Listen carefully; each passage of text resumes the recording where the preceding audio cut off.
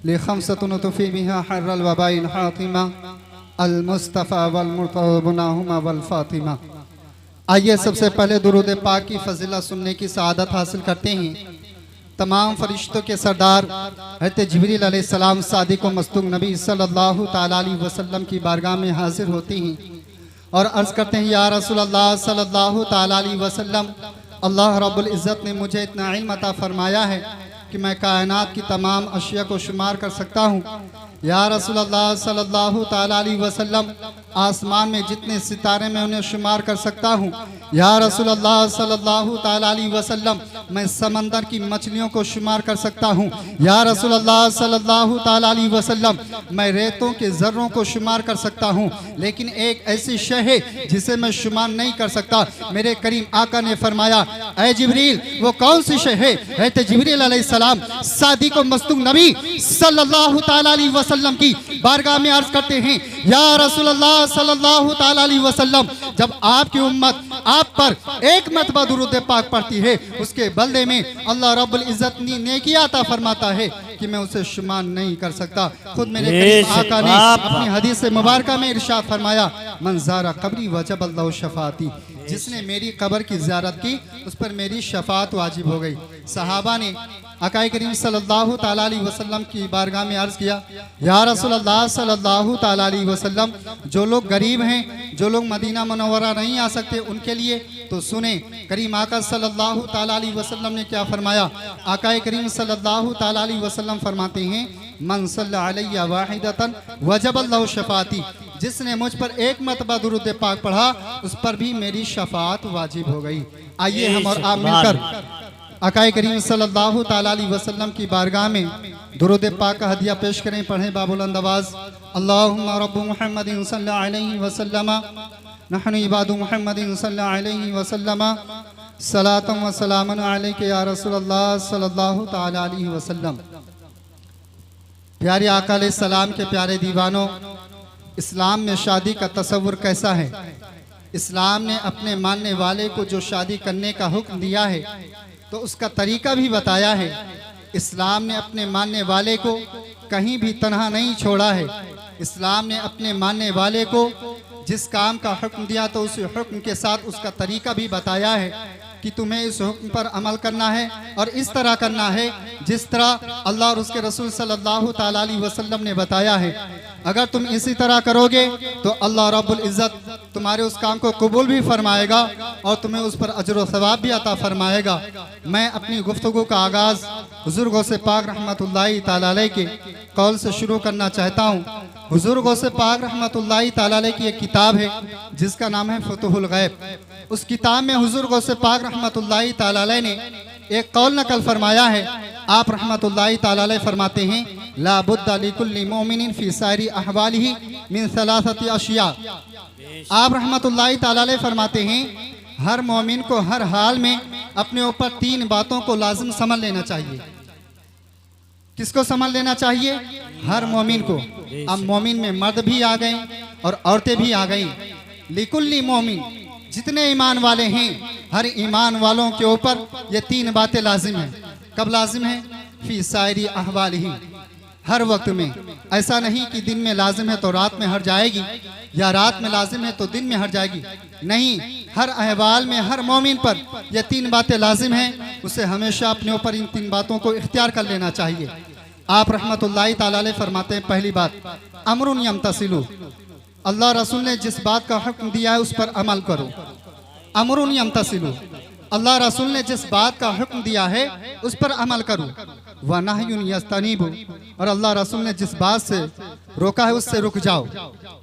अब रब तबारक व तआला कुरान मजीद में इरशाद फरमाता है, वमा आताकुमुर रसूलु फखुज़ूहु वमा नहाकुम अन्हु फंतहू। ऐ लोगो, मेरा हबीब तुम्हें जो दे उसे तुम ले लो। मेरा हबीब जो दे उसे तुम ले लो और मेरा हबीब तुम्हें जिससे रोक दे उससे रुक जाओ। यानी तुम्हारे ईमान की कुल मता यही है कि मेरा हबीब तुम्हें जो देता है उसे ले लो और जिस चीज से मेरा हबीब तुम्हें मना फरमा दे तो उससे रुक जाओ, उसे तर्क कर दो। फिर वो काम चाहे कैसा भी हो उसे तर्क कर दो। अब हुजूर गौसे पाक रहमतुल्लाहि ताला अलैह फरमाते हैं, अमरुन यमतसिलु, अल्लाह रसूल ने जिस बात का हुक्म दिया है उस पर अमल करो। अल्लाह रसूल ने किस बात का हुक्म दिया है। अब आओ कुरान करीम में रब तबारक व तआला कुरान मजीद में इरशाद फरमाता है, फनकिहू मा ताबा लकुम मिनन निसा। रब फरमाता है निकाह करो उन औरतों से जो औरतें तुम्हें पसंद हैं। ये अल्लाह रब्बुल इज़्ज़त का हुक्म है कि जो औरतें तुम्हें पसंद है उनके साथ निकाह करो। निकाह मजहब इस्लाम में और तमाम मज़ाहिब में देखो तो आपको मालूम होगा कि और तमाम मजहबों में निकाह एक नफसानी लज्जात का नाम है, एक नफसानी ख्वाहिशात को पूरा करने का नाम है। किसी के यहाँ निकाह एक परंपरा है, लेकिन इस्लाम कितना पाकीज़ा और सुथरा मजहब है। इस्लाम ने अपने मानने वालों से कहा कि तुम निकाह करो, निकाह करने के बाद तुम्हारी नफसानी लज्जात तो ख़त्म हो ही जाएगी। निकाह के ज़रिए अल्लाह रब्बुल इज़्ज़त तुम्हें सवाब भी अता फरमाएगा। निकाह को इबादत बना दिया, इस्लाम ने निकाह को इबादत बनाया और इतनी मकबूल तरीन इबादत बनाया कि खुद हादी बरहक मौल्लिम कायनात रहबर इंसानियत सल्लल्लाहु तआला अलैहि वसल्लम ने इरशाद फरमाया, अन निकाहु मिन सुन्नती फमन रगिबा अन सुन्नती फलैसा मिन्नी। सुभान अल्लाह। मेरे करीम आका सल्लल्लाहु तआला अलैहि वसल्लम इरशाद फरमाते हैं, निकाह करना मेरी सुन्नत है और जो इंसान मेरी सुन्नत से मुंह फेरे, सरकार फरमाते हैं वो मुझ में से नहीं, मैं उसका कफील नहीं। जो मेरी सुन्नत से रोगरदानी करे, तो इस्लाम में निकाह की बहुत बड़ी अहमियत है। लेकिन आज इसी एक सुन्नत मुस्तफ़ा पर अमल करने के लिए आज हम ना जाने कितने खुराफात में मुलविस हो जाते हैं, आज हम ना जाने कितनी गलत रस्मों में मुब्तला हो जाते हैं। करने तो जा रहे हैं निकाह, करने तो जा रहे हैं सुन्नत मुस्तफ़ा पर अमल, लेकिन इसी एक सुन्नत मुस्तफ़ा पर अमल करने से पहले और अमल करने के बाद में दुनिया की वो गलत रस्में हमारे अंदर मौजूद, दुनिया की वो गलत रसूमात हमारे ख़ानदान में मौजूद, जिसका इस्लाम और बानी इस्लाम ने कभी हुक्म नहीं दिया, जहाँ इस्लाम में इसका दूर दूर तक कोई ख्याल नहीं। प्यारे आका अलैहिस्सलाम के प्यारे दीवानों, प्यारे आका अलैहिस्सलाम के प्यारे दीवानों, जहाँ हमें ये पहले हुक्म दिया गया, निकाह करने से पहले ये हुक्म दिया गया कि जो औरतें तुम्हें पसंद हैं उनके साथ निकाह करो। अब आकाए करीम सल्लल्लाहु तआला अलैहि वसल्लम इरशाद फरमाते हैं कि जिस औरत से तुम निकाह करना चाहते हो उसे एक नज़र देख लो। ये बात चले मंगनी और सगाई की। आकाए करीम सल्लल्लाहु तआला अलैहि वसल्लम इरशाद फरमाते हैं कि जिससे तुम निकाह करना चाहते हो उसे एक नज़र देख लो। एक नज़र दिखने का मतलब क्या है, क्यों हुक्म दिया गया? पहले के ज़माने में जो शादी होती थी, जो यहाँ पर बड़े बुजुर्ग लोग बैठे हैं वो जानते हैं, पहले जब शादी होती थी तो लड़के के लिए माँ बाप खुद ही लड़की पसंद करते थे और बेटे से कहते थे, बेटा मैंने तुम्हारे लिए एक अच्छी लड़की तलाश कर लिया है, हमने देख लिया है। बेटे भी उस वक्त के ऐसे फरमाबरदार थे कि माँ बाप की बात को सुनकर फौरन अपने सर को झुका देते और बेटे अपने अब्बा से कहते थे, अब्बा आप जो करोगे वो मेरे लिए बेहतर ही करोगे। पहले के दौर में इंसान इतनी समझ रखता था कि माँ बाप कभी बुरा नहीं करेंगे, लेकिन आकाए करीम सल्लल्लाहु तआला अलैहि वसल्लम जानते थे, वो आलिम मा काना व मा यकून थे। मेरे करीम आका जानते थे कि कुछ नौजवान ऐसे भी होंगे कि जब बात ना बनेगी तो वो कहने लगेंगे, तो मैं क्या करूं, ये तो मेरे माँ बाप की गलती है जो ऐसी लड़की उठा कर ले आए। तो मेरे करीम आका ने पहले ही फरमा दिया कि जिससे तुम निकाह करना चाहते हो उसे एक नज़र देख लो, ताकि तुम अपने माँ बाप पर इल्जाम ना लगाओ कि माँ बाप ने किया इसलिए मैंने किया। एक नज़र उसे तुम देख लो। अब बुजुर्गों से पाक रहमतुल्लाहि तआला अलैह फरमाते हैं, अम्रुन यम्तसिलु, अल्लाह रसूल ने जिस बात का हुक्म दिया है उस पर अमल करो। यानी एक नज़र देख लो। एक नज़र देखने के बाद, सगाई के बाद पार्कों में ले जाकर के घुमाना इस्लाम ने इसे इजाज़त नहीं दी। बुजुर्गों से पाक रहमतुल्लाहि तआला अलैह फरमाते हैं, वह नाहियुन यस्तनीबु, अल्लाह रसूल ने जिस बातों से रोका उससे रुक जाओ। सगाई के बाद बाइकों पर ले जाकर के घुमाना इस्लाम ने इसकी इजाज़त नहीं दी। सगाई के नाम पर जो लड़का लड़की को देखने के लिए जाता है और उसे अंगूठी पहनाता है, इस्लाम ने इसकी इजाज़त नहीं दी। ये सब गलत रस्में हैं, ये इस्लाम के खिलाफ रस्में हैं जो आज हमारे ख़ानदान में मौजूद, जो आज हमारे घरों में मौजूद है। अच्छा, जो लोग दीन से दूर हैं तो उनकी बात ही छोड़िए, जो लोग अच्छे खासे पढ़े लिखे लोग हैं उनके यहाँ भी ये गलत रस्में मौजूद हैं और उनसे कहा जाए कि भाई आप तो समझदार हैं, तो लोग बड़ी आजिज़ी के साथ कहते हैं, मौलाना क्या करें, बीवी नहीं मानती। कल अल्लाह के सामने ये जवाब नहीं चलेगा, अल्लाह के हुजूर ये जवाब नहीं चलेगा कि बीवी नहीं मानती।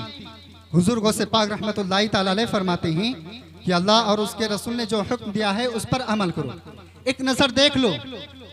लेकिन उसके बाद पूरी रात बात करना इस्लाम ने इसकी इजाजत नहीं दी। सगाई के नाम पर फूल गिफ्ट देना इस्लाम ने इसकी इजाजत नहीं दी। साथ में ले जाकर के घुमाना इस्लाम ने इसकी इजाजत नहीं दी। रेस्टोरेंट में खाना खिलाने के लिए ले जाना इस्लाम ने इसकी इजाजत नहीं दी। ये सब इस्लाम के खिलाफ रस्में हैं। अब चाहे वो कोई भी करता हो, चाहे वो पढ़ा लिखा तबका करता हो या जाहिल आवाम करती हो, कोई भी करता हो, इस्लाम एक तलवार है जो गिरेगी तो सब पर गिरेगी। न वो अमीर देखेगी, न वो गरीब देखेगी, न वो पीर देखेगी, न वो मुरीद देखेगी, न वो आलिम देखेगी, न वो जाहिल देखेगी। इस्लाम एक अटल कानून है जो सबके लिए बराबर है। आज जो हमारे अंदर ये रस्में, अच्छा माँ बाप भी इससे बुरा नहीं मानते, हाँ बेटी जाओ, माँ बाप भी हाँ बेटी जाओ, चली जाओ।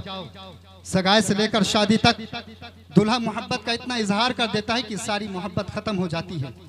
इस्लाम निकाह के बाद मोहब्बत का हुक्म देता है, निकाह से पहले मोहब्बत का हुक्म नहीं देता। लेकिन आज हम निकाह से पहले ही इतनी छूट छाट दे देते हैं कि लड़का सारी रात फोन पर बात करेगा, नमाज पढ़ने की तौफीक नहीं होगी, वो दीन के करीब नहीं आएगा, सारी रात मोहब्बत की बातें।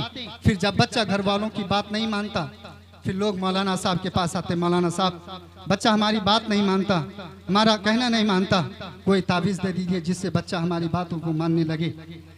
अगर अल्लाह और उसके रसूल सल्लल्लाहु ताला अलैहि वसल्लम की बात को मानी होती तो आज मौलाना साहब के पास तावीज़ लेने की ज़रूरत नहीं होती। प्यारे आका अलैहिस्सलाम के प्यारे दीवानों, आज हम इस्लाम से कितने दूर होते जा रहे हैं।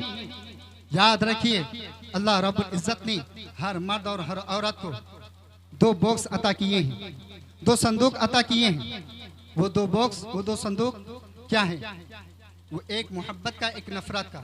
हर मर्द और हर औरत को ये सबको दिया है, हर इंसान को दिया, इससे कोई खाली नहीं। एक नफरत का, एक मोहब्बत का। अब इस्लाम ने हमें हुक्म दिया कि जब जब जिस चीज़ की ज़रूरत पड़े उस बॉक्स को खोलना और उसके अंदर से वो चीज़ निकाल कर इस्तेमाल करना। जब मोहब्बत की ज़रूरत हो तो मोहब्बत करना, जब नफ़रत की ज़रूरत हो तो नफ़रत करना। लेकिन सगाई से लेकर शादी तक सारी मोहब्बत का जो बॉक्स था सब ख़त्म, सारा मोहब्बत ख़त्म। हम तुम्हारे बगैर ये नहीं कर सकते, हम तुम्हारे बगैर जी नहीं सकते। प्यारे आका अलैहिस्सलाम के प्यारे दीवानों, सारी मोहब्बत की दास्तान लड़का शादी से पहले ही अदा कर देता है। अब हो गया निकाह, अब बचा क्या उसके पास? नफरत और मोहब्बत दो संदूक थे। इस्लाम ने कहा था जैसी जरूरत हो वैसा अमल करना, शादी से पहले सारी मोहब्बत खत्म। अब बचा क्या उसके पास? नफरत। अब हो गया निकाह, 2-4 महीने गुजरने के बाद फिर वो लड़का मौलाना साहब के पास आता है। मौलाना साहब, हमारी बीवी के साथ मालूम नहीं किसी ने जादू कर दिया है, कोई हमारी शादी को देख न सका, किसी ने हम पर काला जादू कर दिया है। हम इतने अच्छे से घर में रहते थे, अब हम दोनों में मोहब्बत रहती ही नहीं, अब हम दोनों मोहब्बत से बात कर ही नहीं पाते। करोगे कहाँ? जो थी वो तो पहले ही खत्म कर दिया। अब मौलाना साहब के पास 300 जियो वालों की तरह 399 का रिचार्ज तो नहीं कि मौलाना साहब 399 वाला रिचार्ज डालेंगे फिर से मोहब्बत आ जाएगी। हुजूर गौसे पाक रहमतुल्लाहि ताला अलैह ने फरमाया, अमरुन यंतसिलु, अल्लाह रसूल ने जिस बात का हुक्म दिया है उस पर अमल करो। आज हम निकाह को देखें, आज निकाह हमारे मुआशरे में कैसे होता है। आका करीम सल्लल्लाहु ताला अलैहि वसल्लम ने इरशाद फरमाया कि जिस भी औरत से निकाह होता है तो 4 चीज़ों को देखा जाता है। जो लड़का जिस लड़की से निकाह करना चाहता है तो उसमें 4 चीज़ों को देखता है। वो 4 चीज़ें कौन सी हैं? आका करीम सल्लल्लाहु ताला अलैहि वसल्लम इरशाद फरमाते हैं, वली मालिहा, इंसान जिससे निकाह करना चाहता है तो पहले देखता है कि जिससे मैं निकाह कर रहा हूँ उसके पास माल कितना है।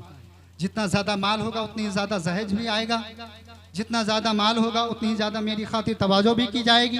यानी इंसान जिससे पहले निकाह करना चाहता है तो देखता है कि उसके पास माल कितना है। फिर दूसरी बात देखता है कि जिस औरत से मैं निकाह कर रहा हूँ वली जमालिहा, वो औरत कितनी खूबसूरत है। फिर तीसरी बात देखी जाती है कि जिस औरत से मैं निकाह कर रहा हूँ उसका ख़ानदान कौन सा है, बड़े ख़ानदान के लोग हैं कि नहीं, वली हसबिहा। फिर चौथी बात देखी जाती है कि जिससे मैं निकाह कर रहा हूँ उसके पास दीन कितना है, उसके अंदर दीन कितना है, वली दीनिहा। माल हुस्न, हस्बो नसब, दीनदारी, ये 4 चीजें देखी जाती हैं। आका करीम सल्लल्लाहु ताला अलैहि वसल्लम ने फरमाया कि पहली 3 चीजों को छोड़ देना और दीन को इख्तियार कर लेना। इसलिए कि हुस्न आज है कल खत्म हो जाएगा, माल आज है कल खत्म हो जाएगा, बड़ा खानदान आज है कल खत्म हो जाएगा।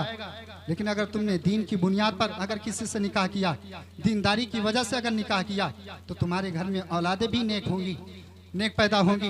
अल्लाह रब्बुल इज़्ज़त तुम्हारे खानदान को भी संवारता जाएगा।